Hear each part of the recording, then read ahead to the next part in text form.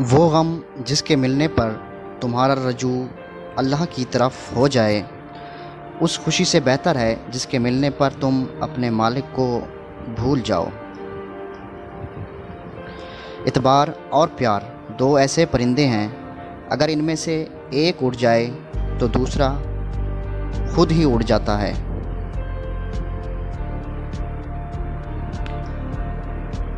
جب تمہیں خوشیاں ملنے لگیں تو 3 چیزوں کو کبھی نہ بھولو۔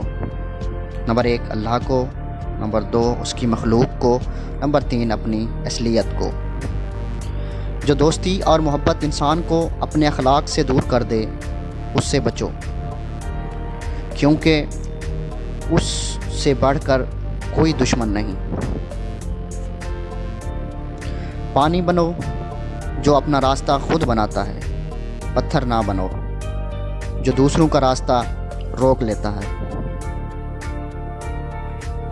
جب شخص تم سے دوسروں کی عیب بیان کرتا ہے، وہ یقیناً دوسروں سے تمہاری برائی بھی بیان کرتا ہے۔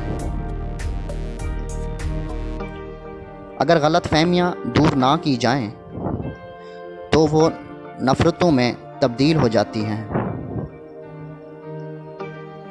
اس شخص پر جتنا بھی افسوس کیا جائے کم ہے جو عقل ہونے کے باوجود استعمال نہ کرے اور عزت ہونے کے باوجود اپنی عزت کا خیال نہ کرے۔ تم اپنے اخلاق کو اتنا بلند کرو کہ دوسرے لوگ دیکھ کر کہیں، اگر امت ایسی ہے تو ان کا نبی کیسا ہوگا۔